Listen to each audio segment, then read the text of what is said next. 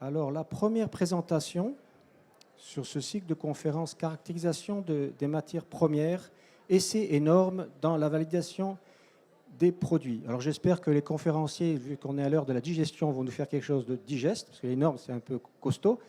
Donc, il faudra être concentré et attentionné. Donc, ceux du fond, si vous pouvez venir vous asseoir, ou soit vous continuez vos discussions dehors, c'est à votre choix, pour pouvoir commencer comme prévu à 2h33.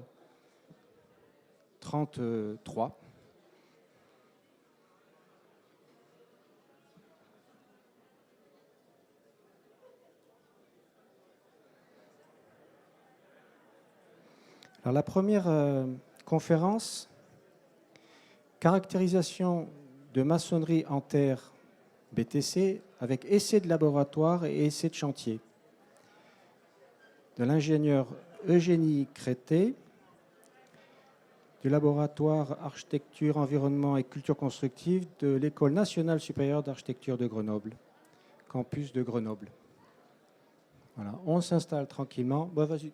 Toi, tu as le temps, hein, ils ne sont pas encore assis.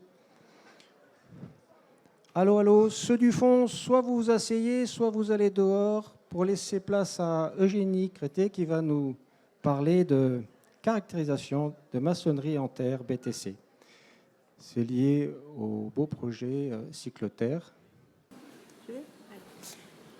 Bonjour, donc Eugénie Crété, donc je suis ingénieure à l'association Cratère et j'ai travaillé donc ces dernières années pour l'école d'architecture de Grenoble, dans le cadre, en particulier dans le cadre du projet Cycloterre sur la caractérisation de matériaux en terre crue, et donc dont je vais vous parler là,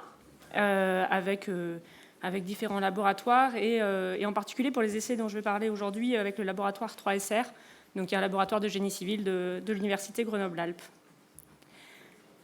Donc je vais revenir très brièvement sur le contexte. Après on en a déjà pas mal parlé ce matin, donc je vais être rapide, mais c'est vrai que c'était un contexte de travail qui était un peu particulier pour nous parce que on était à cheval entre deux univers, donc avec une partie plus recherche académique et une autre partie qui était plus sur la commercialisation de matériaux.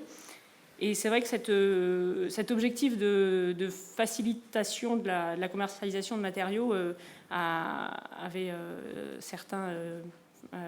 certains enjeux un peu particuliers, notamment en fait le fait de travailler donc sur des systèmes constructifs qui soient compatibles avec donc les pratiques de pose usuelles des ouvriers du bâtiment, un site de production de faible surface en milieu urbain, des délais finalement assez courts pour faire toutes ces activités de recherche, et puis le fait de vouloir travailler donc avec des acteurs pareil usuels de la construction en Île-de-France. Donc bon, je veux pas, Sylvia a déjà pas mal expliqué les enjeux particuliers de ce projet. Mais donc ça nous a amené à travailler en particulier, en priorité sur de la maçonnerie BTC. Donc on a fait le choix au niveau de Cycloterre de travailler plutôt sur de la maçonnerie non stabilisée et donc de s'inscrire dans des démarches d'ATEX, donc d'appréciation technique expérimentale, pour des usages de la maçonnerie intérieure et non porteur. Et donc ça nous a amené à réaliser trois familles d'essais qui avaient différents objectifs, donc avec des essais de formulation de matériaux où on va chercher à optimiser la résistance à la compression, à l'abrasion, à l'humidité des BTC par exemple, ou la fissuration, l'ouvrabilité et l'adhérence du mortier.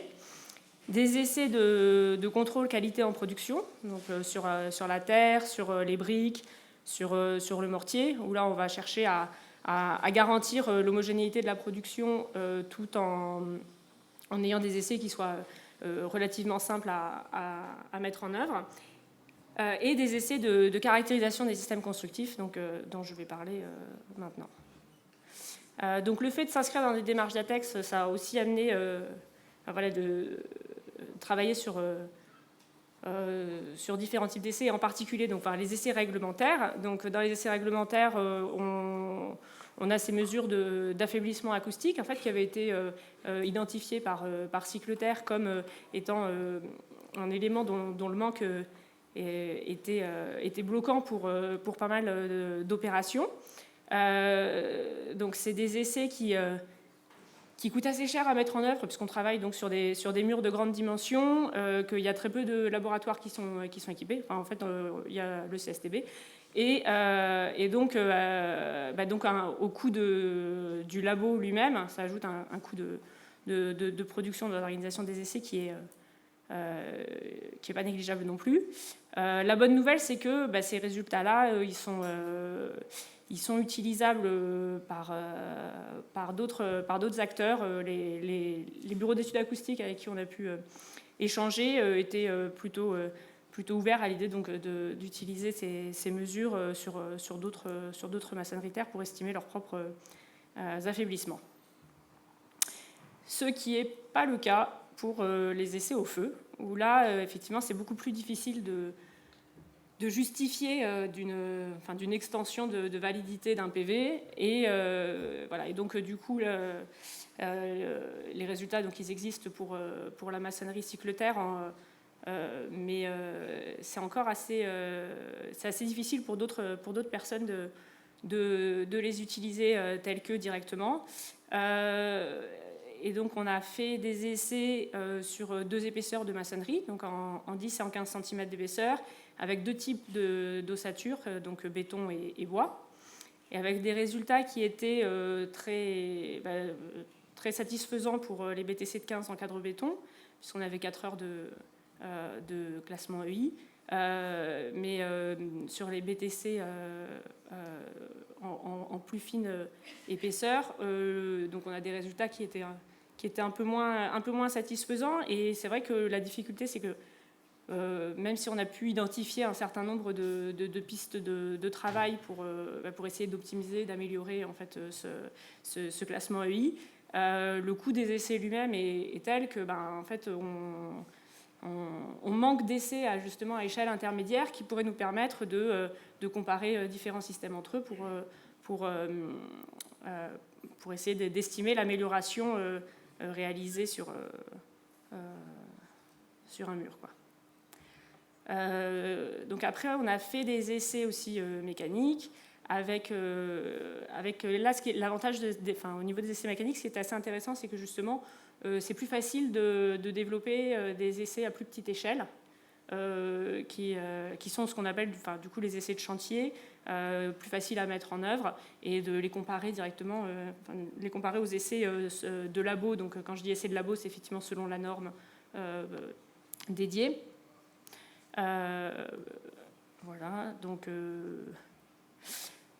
là, ce dont je vais vous parler, c'est les essais de flexion, parce que finalement, ces essais de flexion, on se rend compte que c'est des essais qui sont dimensionnants. Finalement, on avait moins de problèmes sur les essais de résistance à la compression, mais à la flexion, c'était plus difficile. C'est des campagnes des campagnes d'essai, quand on veut les faire effectivement selon la norme, ça demande de construire beaucoup de murets, donc à tester selon 2 directions de sollicitation, avec à chaque fois plusieurs murets par direction, par type de briques, par formulation.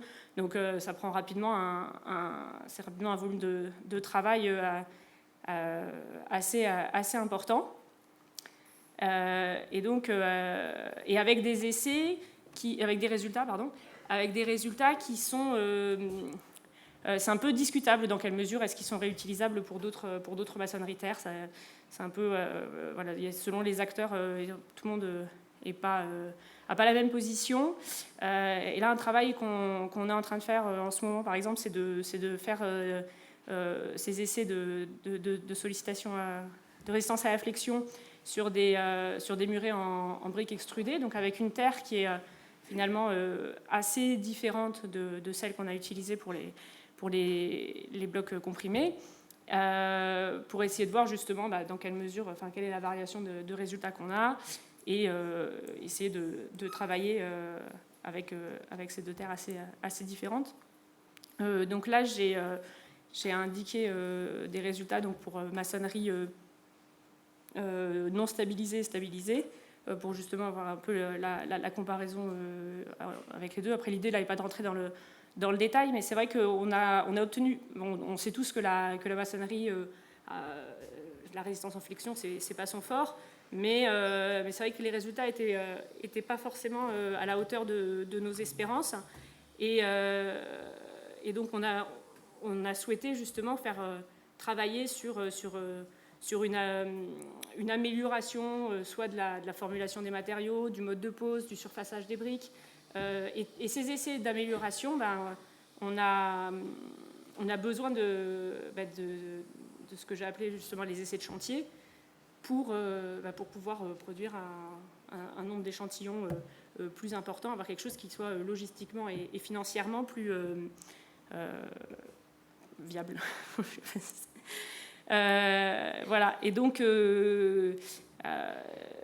ces essais de chantier, en fait, il faut qu'on arrive à trouver un équilibre entre la facilité de mise en œuvre et finalement la variation des résultats qu'on va avoir entre différentes mesures réalisées avec le même protocole d'essai sur des échantillons qui sont censés être identiques, qui va dépendre de la maîtrise qu'on a de l'échantillon, de l'application des charges, etc. Et finalement, voilà, cet équilibre n'est pas si simple à trouver. Donc, pour illustrer mon propos, voilà, là par exemple, donc, deux exemples d'essais de chantier.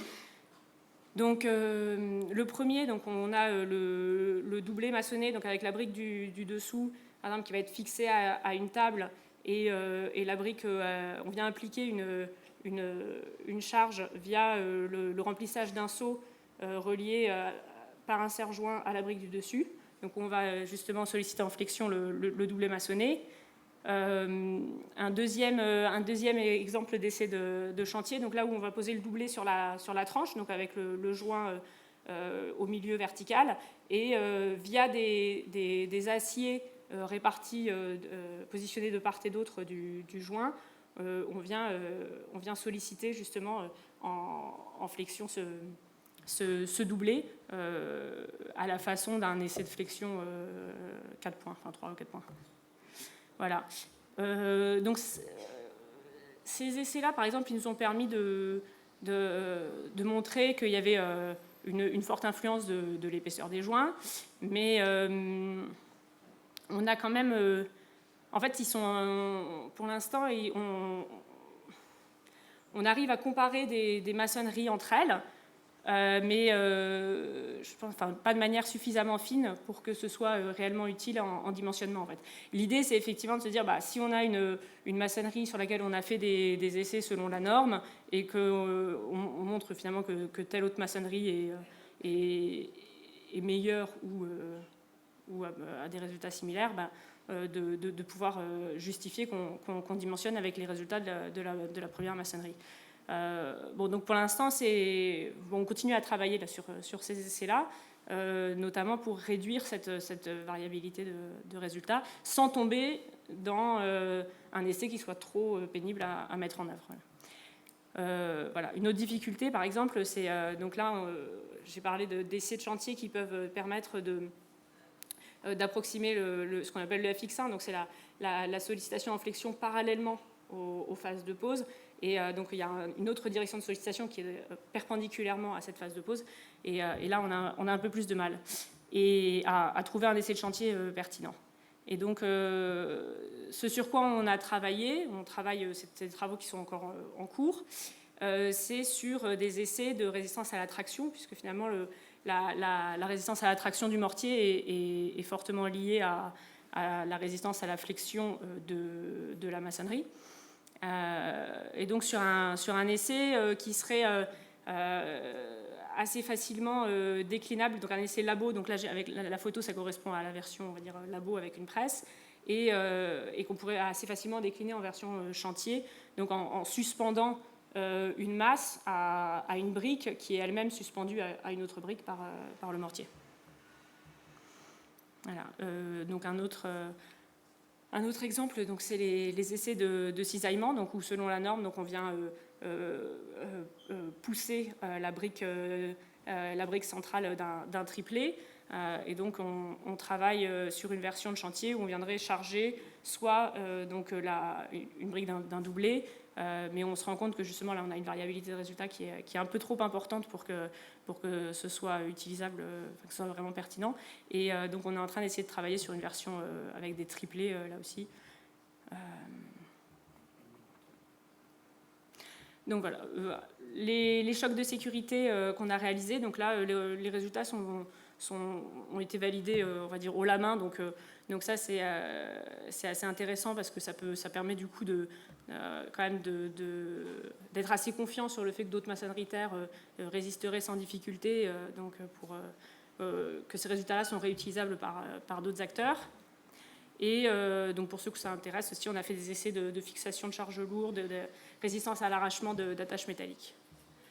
Voilà, donc au final, ça a confirmé effectivement l'intérêt de ces essais de chantier pour pouvoir soit essayer d'améliorer la maçonnerie qui est produite, soit de comparer une maçonnerie par rapport à d'autres et donc de pouvoir utiliser, que ce soit plus facile pour d'autres acteurs d'utiliser les mesures selon les normes qu'on a pu faire dans le cadre de Cycleterre. Et c'est vrai que voilà, c'était une belle opportunité de pouvoir commencer cette base de données justement de résultats selon la norme qui puissent profiter aux autres. Merci, c'est très intéressant.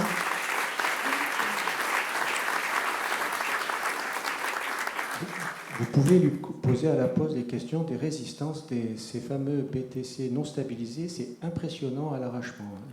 Voilà, dans la pause café peut-être. Donc je vais pouvoir appeler maintenant pour le conférencier suivant.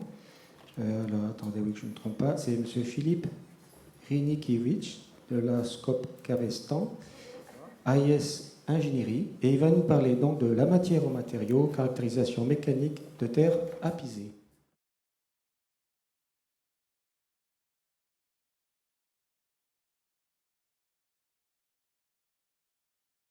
Oui, on va passer des BTC au pisé. Je représente ici le bureau d'études structure AIS, qui est un bureau d'études structure tout matériaux, et on est plutôt spécialisé en conservation et réhabilitation du patrimoine et en matériaux bio et géosourcés, dont la terre.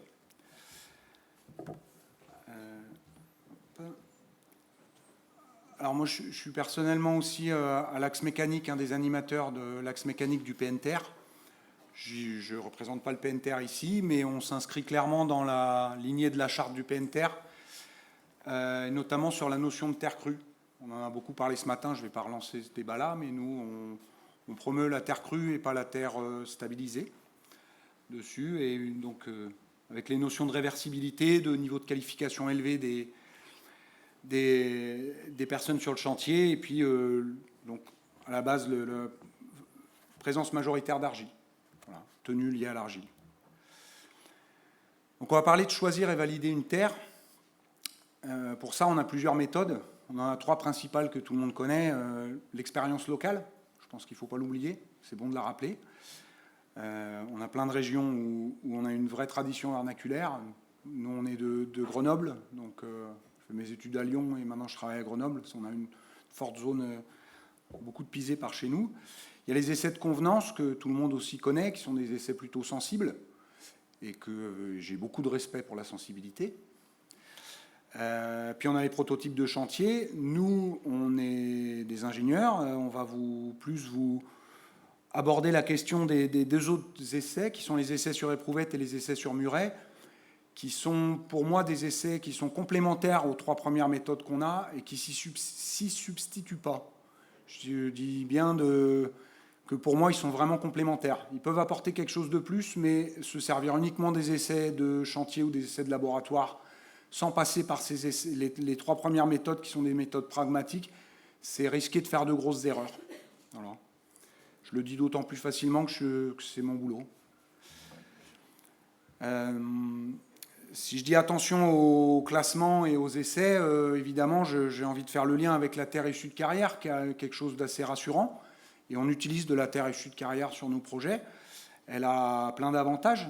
c'est une terre qui peut être connue et caractérisée, et puis c'est des possibilités de moyens de préparation en amont qui sont importants.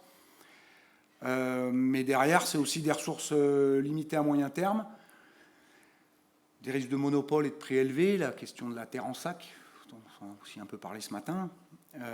C'est surtout pour moi une fausse sécurité pour le maçon ou l'entreprise qui va être en responsabilité, qui devient un poseur, mais qui finalement sera le responsable en cas de sinistre. Je crois qu'il faut en être vraiment conscient pour les entreprises qui ont l'habitude d'avoir un peu d'assumer leurs responsabilités, le savent, mais voilà.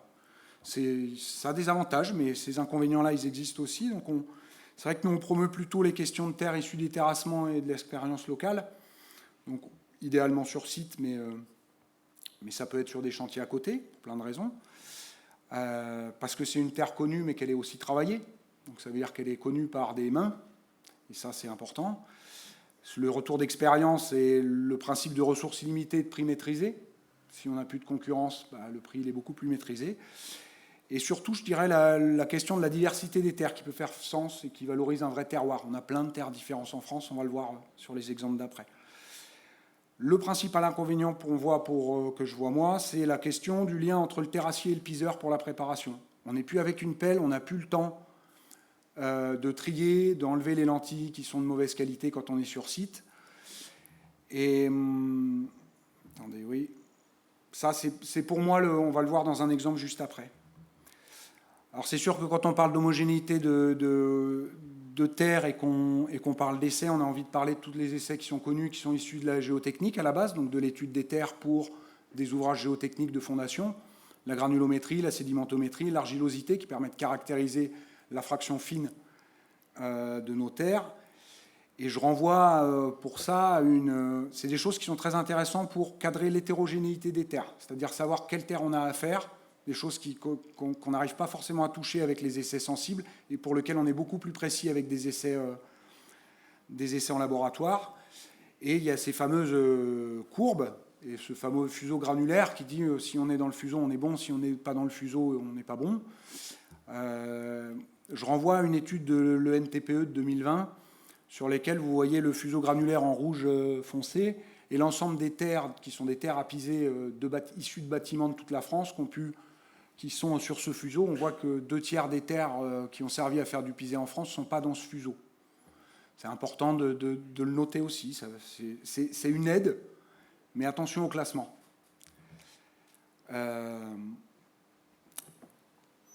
Et donc pour revenir sur cette question de lien entre le terrassier et le piseur, là on est sur un musée à Courtes, donc on est sur des terres de Bresse.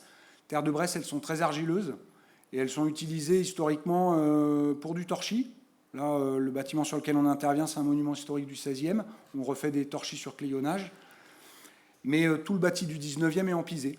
Et c'est une terre qui est vraiment, c'est celle que vous voyez la plus en dehors du fuseau granulaire, pratiquement. On a un passant à 80 microns, pour ceux à qui ça parle, de l'ordre de 80-85%. Donc des terres très très fines, beaucoup de silt, beaucoup d'argile. Et là, notre travail, on a une mission sur coordonner les essais là-dessus. Ils nous sont commandés à nous. Ensuite, on travaille avec les labos pour faire les essais.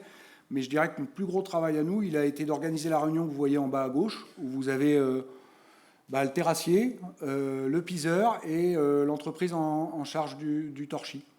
Et qu'on puisse avoir, une fois le décapage fait, plusieurs trous, cadrer l'hétérogénéité et puis valider avec un essai de convenance que chaque entreprise puisse dire bon, moi je veux telle terre, elle me convient. En l'occurrence, que le piseur et l'entreprise de maçonnerie de torchis puissent valider le choix de la terre. Ou non, parce que sinon on avait la possibilité, voilà, l'entreprise devait dans son CCTP sinon fournir la terre. Là, en l'occurrence, ça fonctionne bien, mais on est passé par cette étape-là, qui était pour nous une étape importante. Réception contradictoire, des fois on appelle ça, un lien, sinon aussi. Alors on a d'autres régions, on a travaillé où pour le coup, il n'y a pas du tout de tradition. Là, on est dans les Pyrénées-Orientales, dans la vallée de la Tête. On a des terres qui sont super bonnes pour le pisé. Vous voyez un front de taille sur la gauche. Et on est passé avec des essais de convenance, des essais de laboratoire, et puis un prototype. Et on se retrouve avec une terre qui est de très bonne qualité pour ça. Et pourtant, à part Perpignan, j'ai entendu qu'il y avait quelques exemples de bâtiments en pisé. Il y a tellement de pierres qu'ils ne l'ont pas utilisé. Il n'y a pas de tradition. Mais elle est très bonne, elle est presque aussi bonne que, voire aussi bonne que celle qu'on a en Orisère. Alors ça marche, mais ça ne marche pas tout le temps. Là, on avait poussé un peu, il y avait une vraie demande, on est sur la montée de Champs-Rousse. Les terres, les argiles ne se sont pas encore déposées dans le Quaternaire quand il y avait les glaciers. Donc on est avec des terres qui sont très silteuses. Les essais de convenance, ils sont moyens, et les essais de labo, ils sont particulièrement mauvais, parce qu'on se trouve avec énormément de silt. Donc ça, c'est une terre qu'on aurait pu réutiliser moyennant une reformulation, notamment de l'ajout d'argile, ce qui est le plus compliqué quand on fait de la reformulation. Et donc on est parti, on a maximisé le bois, et on a un peu de terre, alors on appelle ça de la terre du site, ou je ne sais quoi, l'impact environnemental, on n'a pas à changer fondamentalement les choses. Le soubassement, il est en béton, et ça a sens dans la mesure où c'est dans la pente, et très exposé. Mais des terres reformulées, on en a eu d'autres sur. Donc ça, c'est une terre de chez De Wulf, donc qui est une terre qui n'est pas directement issue, ça reste une terre reformulée dessus, qui est de très bonne qualité, et sur lequel on arrive. Parce que aussi au départ, il y a une conception qui est très bien réalisée. Donc là, nous, on est intervenu en exécution pour le piseur, mais on avait un architecte et puis un bureau d'études structure qui avait bien travaillé avant. Donc on avait un bâtiment qui était très, très adapté. Et donc on peut se permettre ensuite, avec quelques essais, de pouvoir justifier un bâtiment où au-dessus de 20 cm, on n'a pas de ciment. Voilà, on est avec des chaînages bois, on a une toiture terrasse bois, et c'est le pisé qui fait l'ensemble du contreventement du bâtiment. Et je le rappelle, on fait de la terre crue, c'est du pisé non stabilisé. On n'a pas cette nécessité-là. Voilà, c'est peut-être plus pour reparler de ces reformulations. Là, on est allé vraiment un peu loin dans une reformulation. Alors, je prône pas le travail des enfants, même si on a compris ce matin que la main-d'œuvre et le coût de la main-d'œuvre étaient compliqués. Voilà. Mais c'est plutôt une reformulation. Là, c'est des terres des berges de l'Isère. On voit la trace d'un pas de castor là-bas. C'est une terre très limoneuse également. Et là, qu'on a travaillé à reformuler parce que c'est un petit objet un peu rigolo, parce que c'est de la terre qui est noire en sortant, qui devient grise béton. Mais là, il y a 0 ciment, il faut en avoir conscience. Et on l'a reformulé à la fois avec de l'ajout d'argile, à la fois avec de l'ajout de granulats. Voilà. Et ça a permis au petit Paul, là, qui a 4 ans, là, de faire son premier mur en pisé. Et puis après, il y a tous les bâtiments qui sont avec des terres. Là, on est sur des terres vers Beaurepaire, sur les terres froides de Nord-Isère, avec des bâtiments où les essais, je dirais, on les connaît bien, ces terres, elles sont pratiquées. Le piseur qui faisait ça, il a une longue expérience de pisé. Les essais, ils nous ont aidés en fait, à calculer des questions qui sont la compression localisée. On avait des appuis de ferme un peu chargés. Et puis la question sismique, on est en zone sismique 3. Donc là, ça nous a permis de rentrer un certain nombre de valeurs dans les modèles. Un autre exemple où je dirais ces essais nous ont permis pour caractériser, pour border un petit peu les questions mécaniques où il y avait des vrais sujets. Là, on est à Paris, donc on n'a pas de problématique sismique, mais on avait des questions de compression localisée, particulièrement là sur cette façade. Et puis de vent par rapport au dernier niveau. Résistance en flexion, et sur lequel nous a permis de border un peu la sécurité qu'on avait sur la question au vent, et en l'occurrence de choisir des solutions assez sécuritaires dessus. Et puis là, c'est un projet donc, un peu plus conséquent. On a à peu près 1000 m² de pisé, et donc on a un peu plus de sous pour faire des études. Et on a pu le faire dès la phase conception parce qu'on avait des gros sujets. On est en pisé qui est porteur avec des fois des charges assez importantes sur les 2 niveaux là. On a un pisé qui est contreventant et on a un pisé qui est en zone sismique. Voilà. Donc on a dû dès la phase conception en fait lever tous ces doutes. C'est la démarche qu'on aborde nous, c'est de travailler avec l'ensemble des intervenants, c'est-à-dire en premier lieu l'architecte, mais d'intégrer assez rapidement en phase conception les labos, les contrôleurs techniques évidemment, et de ne pas attendre le dernier moment, mais de travailler en confiance avec eux, ça nous semble quelque chose de primordial. On avait moins la possibilité de travailler avec des piseurs, mais on était du coup avec BETER, là, on est de la même coopérative, donc il a amené cette capacité-là. Et en l'occurrence, il a beaucoup travaillé c'était Martin, sur la question, on a sourcé, il fait les essais de convenance pour choisir une terre, parce qu'on avait à la fois validé les qualités mécaniques, mais également les quantités et l'homogénéité de terre qu'on pouvait aller. Donc il y a eu plusieurs sites, des essais de compression, qui sont assez simples à réaliser au départ, pour border un peu les choses. Et une fois que la terre était calée, on l'a un peu triturée dans tous les sens, avec tout plein d'essais de caractérisation mécanique, donc évidemment de la compression, comme on en voit souvent, mais celui que vous voyez où il est cerclé, c'est des modules de déformation, calcul de modules Young. Donc on va regarder en tangent, en séquent, pour regarder quand on est plutôt sur des questions sismiques ou quand on est plutôt sur des questions sous charge permanente. On avait des essais brésiliens dessus, et puis un essai qui était très important, qui nous a mis un peu de temps à mettre en place, donc avec le labo, et puis avec BETER qui a fait les murets, qui était un essai de chargement quasi cyclique. Ça, moi, on ne trouvait pas ça dans la littérature, où on cisaille le mur pour regarder à la fois sa déformation, sa ductilité. Donc il est tout blanc parce qu'en fait c'est par photogrammétrie, je ne sais plus, ça, moi c'est des choses que je ne comprends plus très bien dès qu'il y a des fils. Mais concrètement, on arrive à suivre vraiment bien la déformation en cisaillement, en tirer des résistances, mais aussi des modules de cisaillement, c'est-à-dire une certaine souplesse du pisé en cisaillement. Et c'est fait pour modéliser un chargement de type sismique, c'est-à-dire un chargement qui est quasi cyclique pour le coup. Voilà. Et ça nous a permis de mettre ça dans le modèle sismique que vous voyez en face, et pour travailler à la justification et l'inclure dès le DCE. L'ensemble de ces études, elles étaient livrées au DCE pour l'entreprise.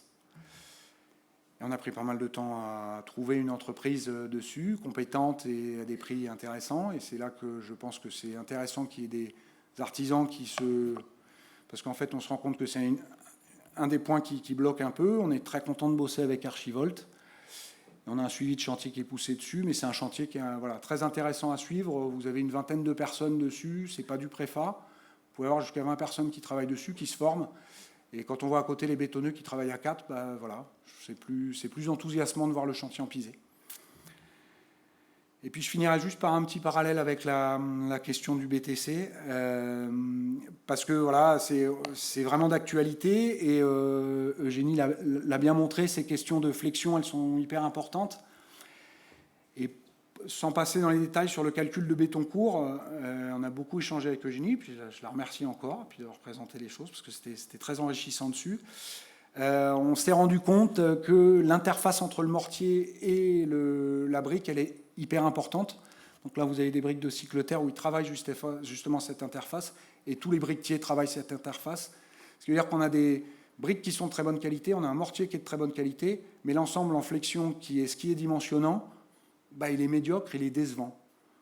Et en fait, cette interface, naturellement, sur des adobes, on arrive assez facilement à l'obtenir, plus facilement du moins. Alors on a l'exemple du Manioac là, qui se retrouve dans le sud-ouest, qui est une technique très particulière du sud-ouest et qui est vachement intéressante à étudier, qu'on a du coup étudié par le biais de murets qui vont être bientôt cassés dessus pour justement essayer de voir. On a une brique qui est de mauvaise qualité, on a un mortier qui est de mauvaise qualité, mais ils collaborent bien. Et peut-être qu'au final, ils vont avoir une meilleure résistance que nos BTC. Et puis du coup, ça a été mis en application dans le projet à Beaurepaire, en cloison. Voilà. Et je finirai juste sur cette question de rugosité qui me semble tout à fait dans les sujets les débats qu'il y avait ce matin. Est-ce que c'est une technique innovante ou une technique vivante ? Moi, j'ai appris, c'est la photo de droite, il y a plus de 20 ans en Inde, la construction en adobe. Nous, on apportait des questions sur du parasismique, mais en fait, j'ai appris là-bas la construction. Et c'est vrai que quand j'entends parler de terre en technique innovante, ça me fait toujours un petit pincement. Et du coup, voilà. La rugosité, je pense qu'elle est importante, c'est ce qui nous permet de marcher. Si on marche, c'est parce qu'on a de l'équilibre et que nos pieds ils frottent par terre. Et plutôt que... Voilà, donc mon expérience, ça a été que les projets qui ont marché, il y avait à la fois de l'équilibre, mais il y avait aussi de la rugosité. Voilà. Je vous remercie de votre attention. Merci beaucoup pour ce voyage en terre épuisée. Bravo. Et donc, nous appelons Pascal Ménard du CTMNC qui va nous parler de la révision de la norme pour la brique de terre crue. avec l'appellation norme XPP 13901.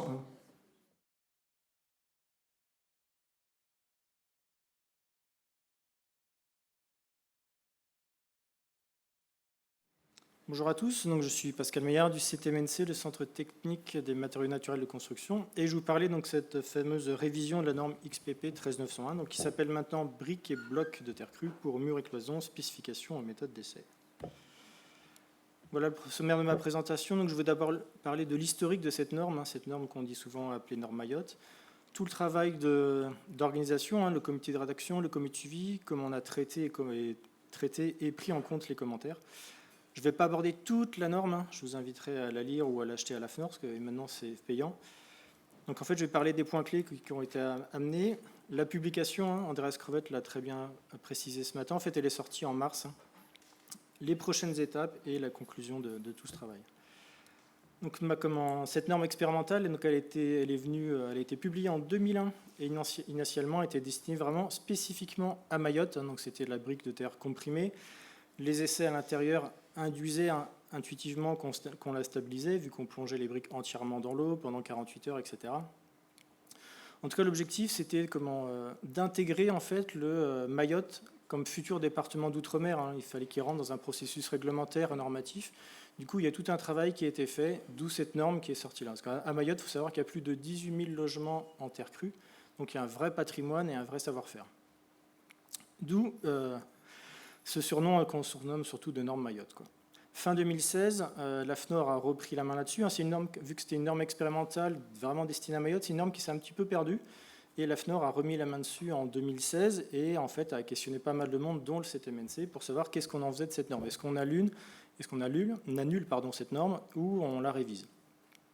Il y a une enquête publique. L'enquête publique a révélé qu'il y avait de très très très nombreux commentaires et qu'il fallait bien sûr réviser cette norme et pas la supprimer. Il y a un regain d'intérêt, on le voit aujourd'hui, sur la construction en terre crue et notamment en France métropolitaine. Et il y avait aussi un besoin d'étendre le domaine d'application. En mars 2017, le CTMNC a pris en main cette révision et on a lancé la première réunion a eu lieu en mars 2017 au CTMNC. C'est une norme qui est attendue, parce que le guide de bonne pratique qui est sorti il y a peu de temps y fait référence.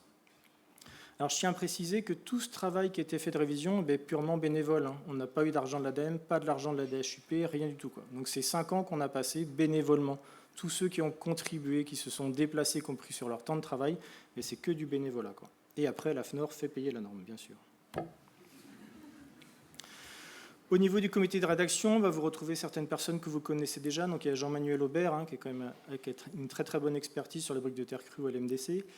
On retrouve Étienne Gay, qui n'est pas présent aujourd'hui, mais pour de Brick Ethnic Concept, moi-même, Fionn McGregor de l'NTPE, qui est maintenant à l'université de Pau, Arnaud Miss de Cratère, Myriam Olivier, qui est une ancienne experte du CEREMA, qui est toujours une experte, mais qui est à la retraite, et Fabrice Roja du CEREMA. On s'est réunis 16 fois, sans compter le très très nombreux coups de fil, email qu'on a échangés.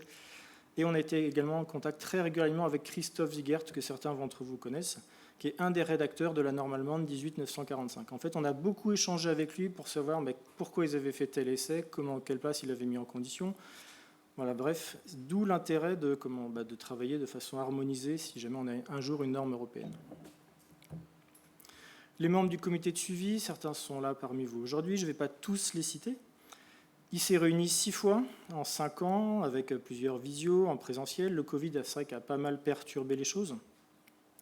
C'est un travail en fait globalement qui a été suivi. J'ai été très très sollicité pour savoir où ça en était, quand c'est que ça allait sortir. Et le travail a été largement diffusé, même si jusqu'au dernier moment, certaines personnes étaient étonnées de ne pas être dans la liste de diffusion. Mais effectivement, je n'ai pas invité tout le monde, mais l'objectif initial, c'était d'inviter tous les gens du réseau et eux-mêmes étaient invités à inviter des gens qui n'étaient pas dans la liste de diffusion. Mais bon. Après, au final, effectivement, d'une très très grande liste de diffusion, ça se réduit très très fortement à ceux qui bossent en fait. Comment s'est passé ce travail de révision? Donc déjà, à chaque réunion, un compte-rendu a été rédigé, envoyé au comité de suivi, et on voit en fait ici un template classique qui est utilisé lors d'une révision d'une norme. Donc on a à gauche le nom de la personne qui fait le commentaire, où se situe ce commentaire, quel type de commentaire, est-ce que c'est technique, général, et que c'est juste une faute de frappe ou un commentaire, le commentaire en lui-même, la suggestion avec la proposition derrière, et la décision du comité qui suit. Nous avons traité tous les commentaires, ils ont tous été pris en compte, ils n'ont pas tous été approuvés. La grande difficulté, c'était de traiter des commentaires où il n'y avait pas de suggestion derrière. Des commentaires assez généraux. On s'est dit, ben voilà, qu'est-ce que la personne voulait dire, qu'est-ce qu'elle attend de nous. Quand il n'y a pas de suggestion, c'est vrai que c'est très très dur à traiter. En tout cas, le texte a été modifié en fonction des commentaires que nous avons reçus, les très nombreuses discussions. Hein. Et l'objectif, c'était la recherche du consensus. Hein. Je parle bien de consensus et pas d'unanimité. Je crois que si on cherchait à avoir l'unanimité, on serait toujours à la définition du mot argile ou du mot terre crue. Et en fait, ce qui est très important, c'est qu'on a respecté le processus normatif que la FNOR impose. Quelques points clés de cette nouvelle norme. Hein. Déjà, le domaine d'application a été élargi. Hein. On va parler de la brique moulée, de la brique extrudée et de la brique compressée. Il y a des nouvelles définitions qui ont été apportées, qui n'existaient pas dans la norme actuelle, enfin dans la norme précédente. Donc, par exemple, la définition de fabrication sur chantier, fabrication sur site, fabrication en usine, quelle est la différence? Un point donc, on pourra débattre, je pense que dans 5 ou 6 générations, c'est cette fameuse stabilisation. En tout cas, ce qui est très clair dans cette norme-là, c'est que le fabricant doit déclarer tout ce qu'il y a dans sa brique. Il part de sa terre naturelle, d'origine, qu'est-ce qu'il rajoute dedans? S'il fait un mélange de terre, il doit le dire. Sur la limite de liant, donc le liant hydraulique, on a fixé une limite haute à 10%. Donc beaucoup d'entre vous vont se fustiger en disant que c'est beaucoup trop, mais on n'a pas trouvé le consensus pour réduire ce pourcentage. Il y a beaucoup de personnes qui se disent « mais moi j'ai eu des chantiers où j'ai eu besoin, où on m'a exigé, imposé de stabiliser plus que 10%, je dois pouvoir trouver mon compromis et continuer à travailler ». Et d'autres qui disent c'est une aberration de mettre plus de 4% de ciment parce que c'est plus qu'un parpaing. Sur le sable, on n'a pas fixé de limite. Même chose, on a beaucoup débattu sur ça, se dire si on commence à rajouter 30, 40, 50% de sable, est-ce qu'on parle encore de la même terre crue? Du coup, il n'y a pas de limite sur le sable, mais il faut bien le préciser. Voilà, dans ma terre, j'ai rajouté du sable. Et enfin, on doit déclarer tous les autres ajouts, donc les liants, les granulats, les fibres, parce qu'on parle beaucoup maintenant de briques stabilisées avec géopolymère, activation alcaline, qu'est-ce que ça veut dire, etc. On ne demande pas la recette magique au fabricant, mais de dire, voilà, c'est stabilisé, j'ai mis 5% de géopolymère. Nouvelle classe d'application également, qui n'existait pas dans la norme précédente, mais qui existe dans la norme allemande, c'est qu'en fonction du lieu d'utilisation de la brique, on va lui demander des performances différentes. Donc on va partir de l'extérieur avec les intempéries, etc., pour finalement finir à l'intérieur en application sèche, sans risque de projection d'eau. Au niveau des dessins, tout d'abord au niveau des essais, ce qui a été rajouté, c'est un paragraphe sur les rapports d'essais et son contenu. En fait, la norme expérimentale était assez creuse là-dessus, alors que toutes les autres normes, ces normes sur la terre cuite, les essais de gel, le béton, sorption hygroscopique, etc. Tous ces essais-là, en fait, disposent d'un paragraphe sur le rapport d'essai. Qu'est-ce que doit contenir le rapport d'essai, le référencement, etc. Donc sur cette norme-là, on a rajouté ça pour chaque essai. Au niveau du dimensionnement, on a homogénéisé les dessins, longueur, largeur, hauteur. L'essai de compression a fait également énormément de débats, et finalement, on est resté sur le mode opératoire initial, c'est à savoir la brique coupée en deux et maçonnée par un mortier. On a eu beaucoup d'études, notamment avec le LMDC, de savoir est-ce que je teste ma brique à plat, debout, couché, je maçonne, je fais un essai sur muret, mais qui dit essai sur muret dit un essai extrêmement coûteux. Donc on est resté sur cet essai-là, que les Allemands utilisent aussi.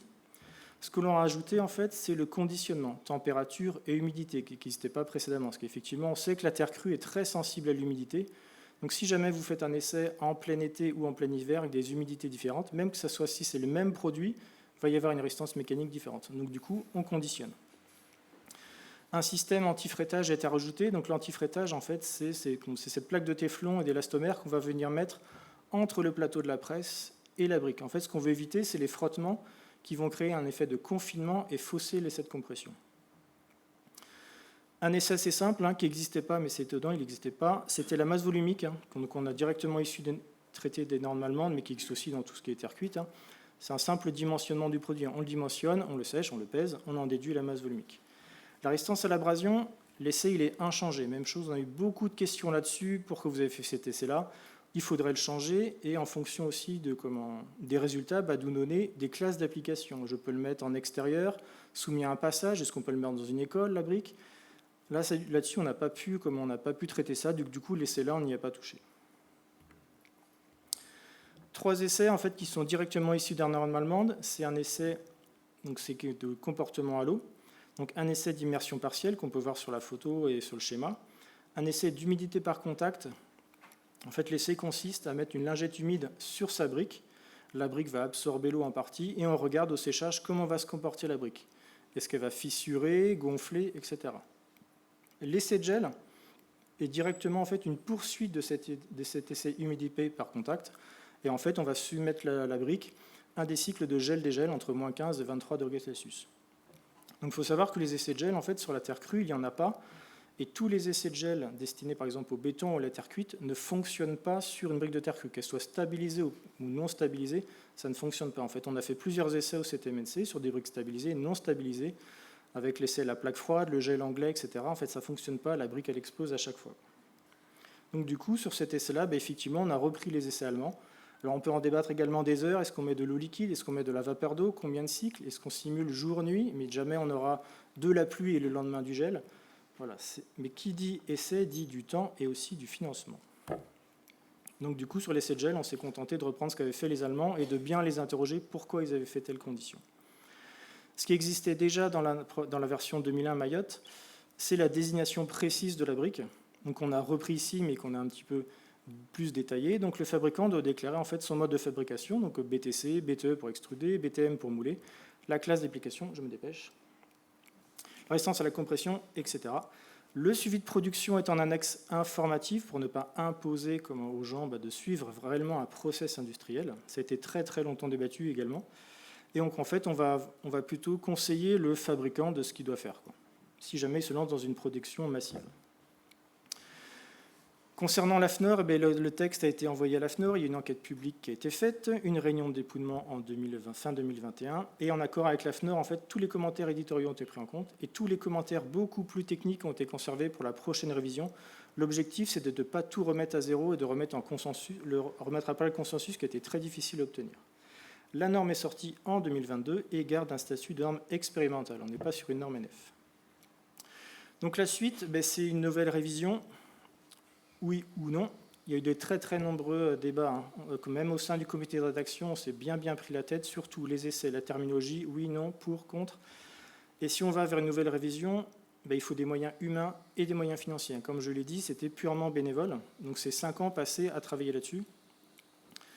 On peut demander une demande de révision dès maintenant. Vu que la norme est sortie, on n'est pas obligé d'attendre les 3 ans automatiques de l'XP. Il faut savoir qu'une révision, c'est 3 ans pour l'XP, 5 ans pour une F. Est-ce qu'on part vers une norme ou deux, stabilisée, non stabilisée? On sépare les deux, on modifie les essais. Donc si oui, lesquels, comment, avec quels moyens, où, quel laboratoire, etc.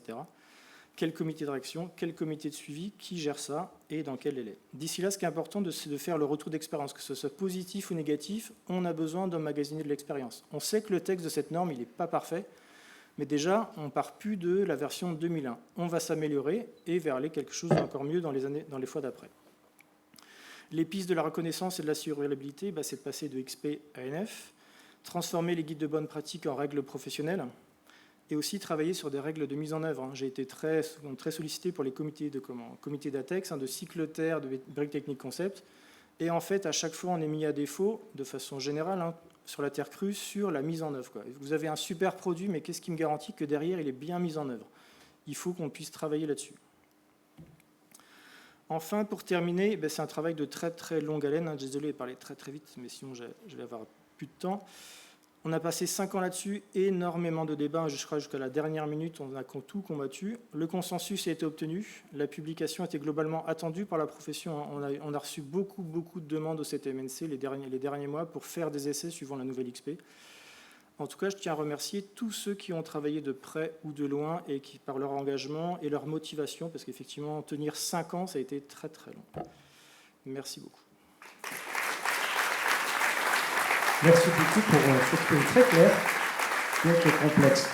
Alors, nous appelons Madame Johanna Head, qui va nous parler de techniques adaptées au sol in situ et caractérisation du phénomène de retrait. Merci.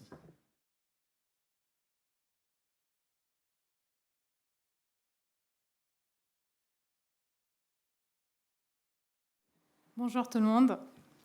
Donc, moi, je vais vous parler un petit peu d'un sujet légèrement différent sur la terre crue. Donc, on ne va pas parler de comportement mécanique ou de fabrication. La présentation sera un peu différente par rapport au titre parce qu'on a un peu modifié entre-temps, mais je ne pouvais pas changer le titre. Donc, je m'appelle Johanna Haïd, je suis responsable du pôle R&D Innovation chez AI Environnement. Donc, AI Environnement, c'est un bureau d'études. Donc, c'est un bureau d'études d'ingénierie environnementale qui a été créé en 2008. Et aujourd'hui, il fait partie d'un groupe qui s'appelle Facea Group. C'est un groupe TCE. Donc, c'est un groupe qui fait des projets dans le bâtiment, tout corps d'État. Et depuis 2014, on s'intéressait beaucoup au sujet de R&D. Donc, il y a eu une première test chiffre sur plutôt les performances énergétiques et le comportement des occupants. Et donc, notre activité principale reste donc la conception des bâtiments à très haute performance et à construire vraiment des bâtiments à faible impact carbone et une très forte performance énergétique. Mais on développe, donc comme on s'intéresse beaucoup à l'environnement, donc on développe beaucoup ce côté donc R&D. Et aujourd'hui, donc depuis que moi j'ai rejoint AI Environnement il y a 1 an, je développe donc cette partie de terre crue qui était l'expertise donc de mes études de doctorat qui se sont terminées en 2016. Donc voilà un petit organigramme juste pour vous situer. Donc on a Facea Group qui a toute la partie BET-TCE. Donc il y a AI Environnement qui est le bureau d'études environnementales. On a une partie aussi économiste et efficiency. Et donc chez AI Environnement, donc on a ce pôle R&D. Et je tiens aussi à dire qu'on a un pôle formation parce que notre but, c'est vraiment de transmettre aussi tout le savoir-faire, que ce soit sur la partie énergétique ou même aujourd'hui donc sur les innovations qu'on fait en terre crue. Et donc notre axe de recherche aujourd'hui, il est basé sur la terre crue. Et c'est une technique, comme vous avez dit, c'est pas innovant, mais elle est ancestrale, qu'on est en train de refaire vivre, qu'on est en train de redécouvrir. Et donc nous, on a fixé un petit peu nos axes prioritaires aujourd'hui sur 2 ou 3 axes. Enfin, on a plein d'idées. Et donc parmi ces idées-là, on avait donc le développement d'une technique de terre coulée stabilisée à l'aide de géopolymères sans ajout de ciment. Donc ça, c'est une idée qu'on est en train d'élaborer pour lancer vraiment un projet derrière, donc en ajoutant, en utilisant vraiment des polymères biopolymères comme les noyaux de certains végétaux. Un deuxième axe qui est la caractérisation et l'identification du phénomène de retrait et de fissuration. Donc ça, c'est un sujet que j'ai travaillé déjà dessus depuis longtemps parce que la problématique de la terre, c'est vraiment le retrait. C'est vraiment l'une de ces problématiques majeures, notamment la terre coulée. Donc si on ne passe pas à une terre qui est densifiée comme le BTC ou le PISé. Et le troisième axe, qui est la caractérisation du comportement hygrothermique de la terre crue en se basant sur les matériaux à changement de phase.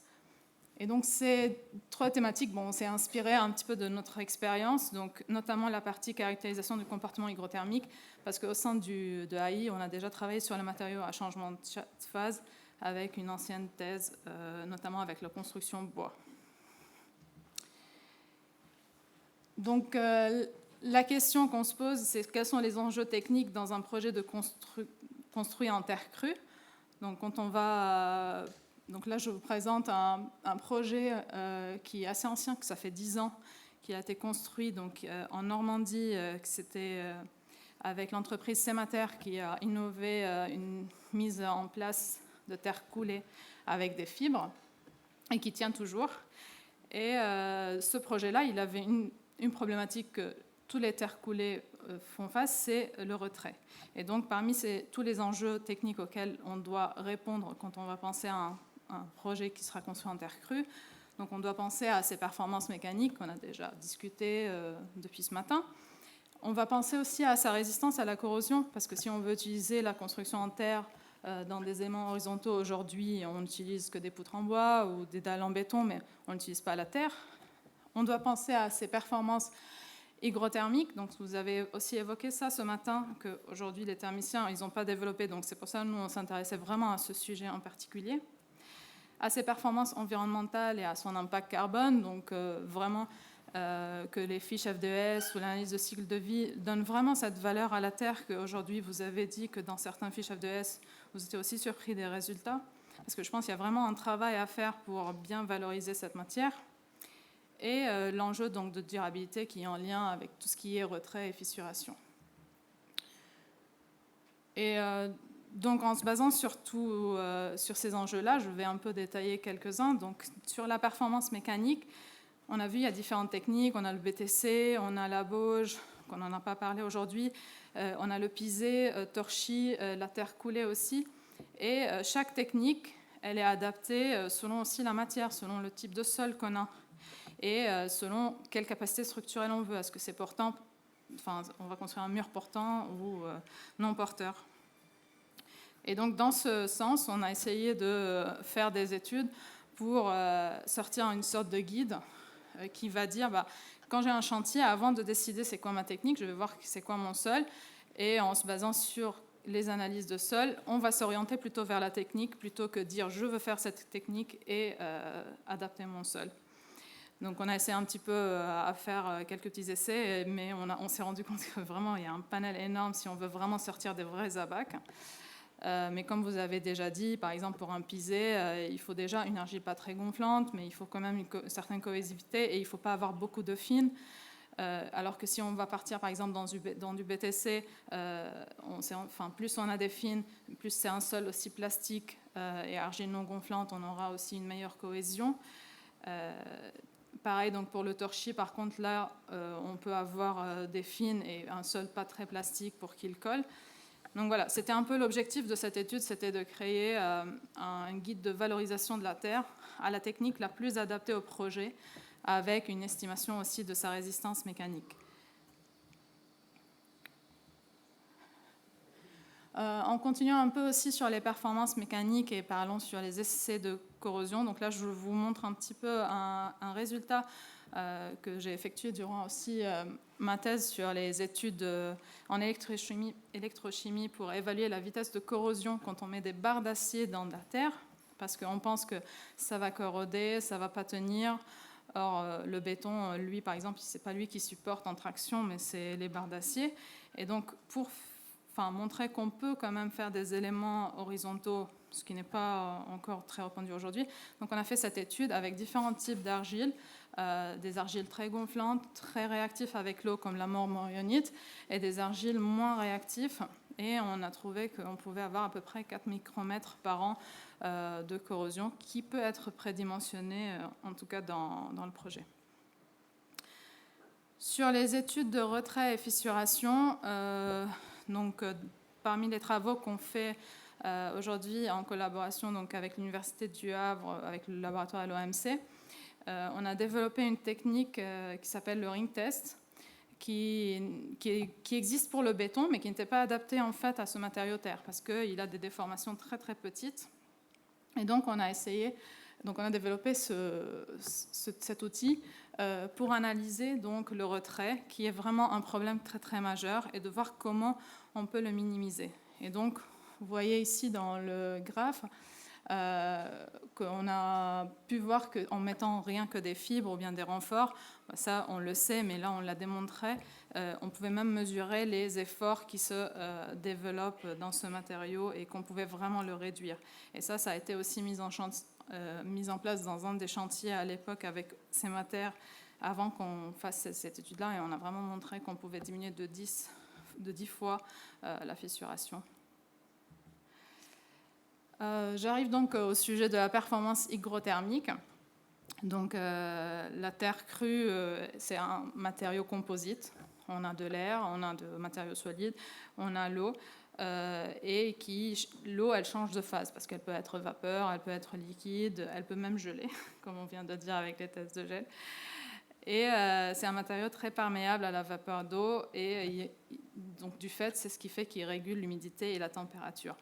Et donc il a une capacité thermique élevée, c'est ce qui apporte aussi ce confort avec ce déphasage de température entre extérieur et intérieur.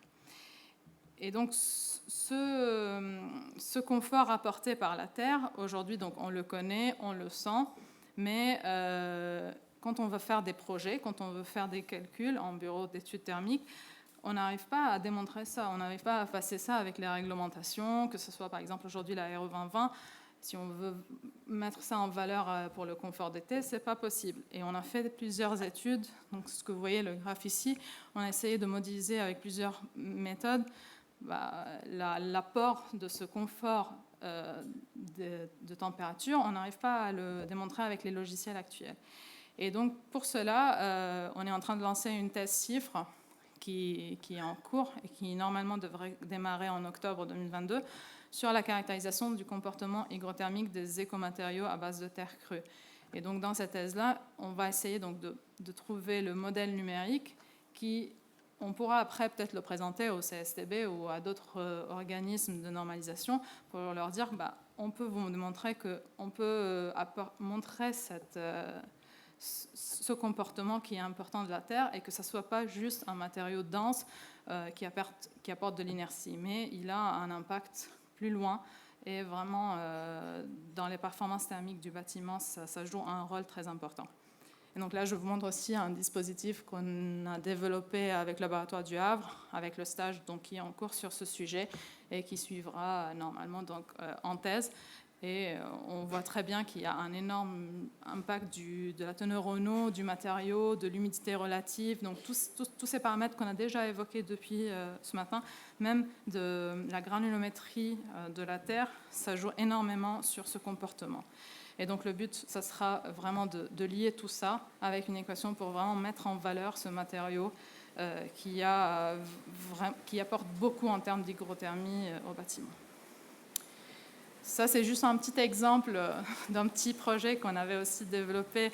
On a essayé de faire un petit mobilier urbain en terre crue, en dôme, qu'on mettra un peu dans les places où il fait chaud pour apporter un peu un microclimat, un rafraîchissement.